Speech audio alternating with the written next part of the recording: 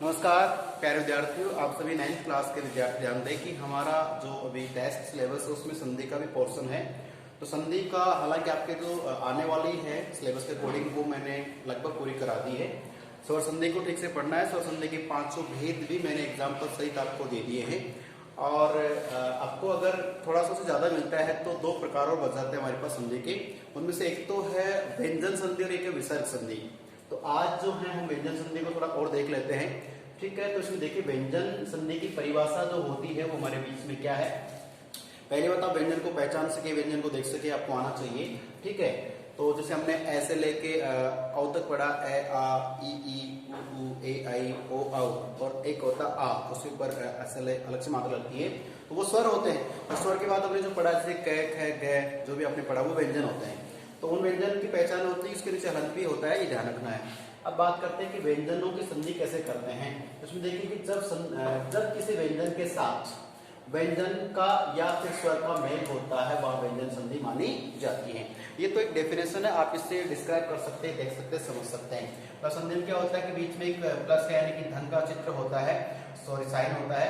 यहाँ पे एक शब्द होता है, एक यहाँ पर होता है। तो यहाँ पे कोई भी शब्द आता है उसमें क्या होता है कि इस पहले शब्द का, ये पहला प्रथम पद है, इस प्रथम पद का जो अंतिम अक्षर होगा, वर्ण होगा, वो या तो क्या होना चाहिए, कोई व्यंजन होना चाहिए, यानी व्यंजन होना चाहिए, या फिर स्वर होना चाहिए पहले पे। ठीक है, और इस व्यंजन का सामने या तो व्यंजन से, यानी कि व्यंजन के साथ व्यंजन भी आ सकता है और व्यंजन के साथ स्वर भी आ सकता है। यानी कि यहाँ पर एक तरफ, दोनों में से अगर दोनों तरफ स्वर रहेंगे तो स्वर संधि हो जाएगी, लेकिन दोनों में से एक तरफ व्यंजन होता है, दूसरी तरफ स्वर होता है, चाहे इधर स्वर इधर व्यंजन हो या इधर व्यंजन इधर स्वर हो, हमें देखना है कि व्यंजन का व्यंजन के साथ या व्यंजन का स्वर के साथ अगर मेल होता है और कोई नया शब्द बनता है, उसका उच्चारण बदल जाता है, उसका अर्थ बदल जाता है, तो वो शब्द कहलाएगा व्यंजन संधि।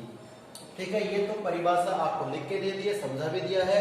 अब बात आती है कि ऐसा होता कैसे है। तो ध्यान दें, इसमें नियम बहुत से हैं, लेकिन अपने जो काम के वही पढ़ेंगे हम। ठीक है, तो देखिए पहला ही है कि यदि कोई सब, देखिए मैंने यहाँ पे ये चिन्ह लगा रखा है, इसे धन कहते हैं। ठीक है, तो इस चिन्ह, ये मेरा क्या है, प्रथम पद है। ठीक है, और इसके बाद कोई सा भी दूसरा पद आएगा। तो यदि क च ट त पे, ये 5 वर्ग होते हैं। जानते हैं कि क वर्ग में से 5 क ख ग घ ण इस तरह से होते हैं। तो इनके प्रत्येक के 5-5 अक्षर होते हैं। तो 5 पंजे 25, यानी 5 25 होता है। कुल मिला के 25 स्पर्श व्यंजन होते हैं। उन व्यंजनों का अगर किसी दूसरे वर्ग से संबंध हो, देखिए कि क च ट त पे का संबंध किसी भी वर्ग का क्या हो, तीसरा चौथा अक्षर, या फिर क्या हो, य र ल व है, सभी स्वर, ये कोई भी हो सकता है। अगर ऐसा होता है तब वहां पर क्या होगा, व्यंजन संधि होगी। कैसे होगी, अगर ऐसा होता है तो देखिए ये जो क है ये अपने ही तीसरे में, इसमें अगर आप लिख भी सकते हैं वो, तो प्रत्येक जो ये वर्ग है अपने के तीसरे में बदलता है। तीसरा आप देख रहे हैं कि क का तीसरा क ख ग होता है, च का च छ ज होता है, ट का ठ ठ ड होता है, त का त थ द होता है, और प का प के बाद ठ, ठ के बाद ब होता है। ये ध्यान रखना है। तो सोचने की बात यह है कि यदि क च ट त प इधर है और इधर कोई भी तीसरा व्यंजन आ गया, या फिर ये में से कोई आ गया, या फिर कोई भी स्वर आ गया, कोई सा भी स्वर यहाँ पर होगा, तो ये जो 5 भाई हैं ये अपने ही परिवार के तीसरे में बदल जाते हैं।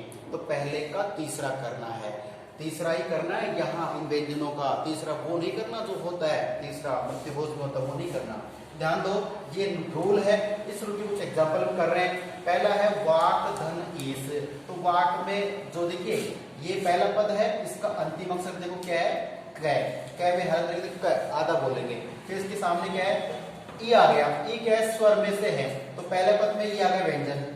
व्यंजन का मेल करने किससे, स्वर से। ऐसा करने से जो क है ये अपने के तीसरे में बदलेगा। अब तीसरा क्या है इसका तीसरा, जिसे आप देख सकते हैं क ख ग, तो वा का तो वा रख लिया, और फिर ग का ग रख लिया, और ई की मात्रा उस पर लग जाएगी, तो वा गी, और ये स का स, क्या बन गया, वागीस बन गया है। ठीक है, ध्यान रखना। फिर बात करते हैं अच धन आदि। तो देखिए अच में जो च है तो व्यंजन है, और आ क्या है, इसमें स्वर है। तो इस व्यंजन का स्वर से मेल हो रहा है तो स्वर संधि नहीं होगी, इसमें व्यंजन संधि होगी। तो ये देखिए च का तीसरा क्या होता है, देखिए आप च का तीसरा ज होता है, तो ए का तो ए रख दिया, लेकिन यहाँ पे जो च है वो ज बन गया है, तो ज तो बन गया, लेकिन इसकी मात्रा आ की मात्रा, तो आजादी। तो आजादी जो हम आजादी पढ़ते हैं वो तत्सम सूत्र के आधार पर आजादी ही होती है, स्वतंत्रता होती है। हालांकि इसका अलग अर्थ भी होता है आजादी, जो अपने विचारों में खुलेपन रखता है उसे आजादी बोल देते हैं। साहबजादी बोलते हैं ना, साहबजादी हो रही है। कुछ लड़कियों को माँ बाप कई बार गुस्से में कमेंट में करते हैं ना साहबजादी से, तो उसमें ये बनता है आजादी, फ्री स्वतंत्र माइंड से जो है। फिर रहता है अपना सट प्लस आनंद। सट में देखिए ये ट हलंत में है, तो ट का भी क्या कि ट का तीसरा ड होगा, तो देखिए ट का स ड, और आ की मात्रा की आ, और ये नन का नन है, तो सडानन हो गए हैं। सडानन हमारे यानी कि जिसके 6 चेहरे हों, 6 मुख हों, उसको हम कहते हैं सडानन कहते हैं। ठीक है, ये ध्यान रखना हमारे को। आगे भी इस प्रकार से हम देखते रहेंगे। देखते हैं इसके बाद, तो देखिए हमने इस तरह से सवाल कर लिया है। फिर जगत धर्म ईस, तो जगत में जो अंतिम व्यंजन तय है ये तीसरे बदलेगा, हो जाएगा दै, और ई की मात्रा करने से जगदीश बन गया। एक अप प्लस दै, बेटा इसमें देखिए पै का तीसरा बै होता है, लेकिन आगे जो दै है ना ये पूर्ण हो गई, अधूरा है, तो इसमें आधा रहेगा अब्द, और अब्द का मतलब होता है बादल। क्या होता है? बादल।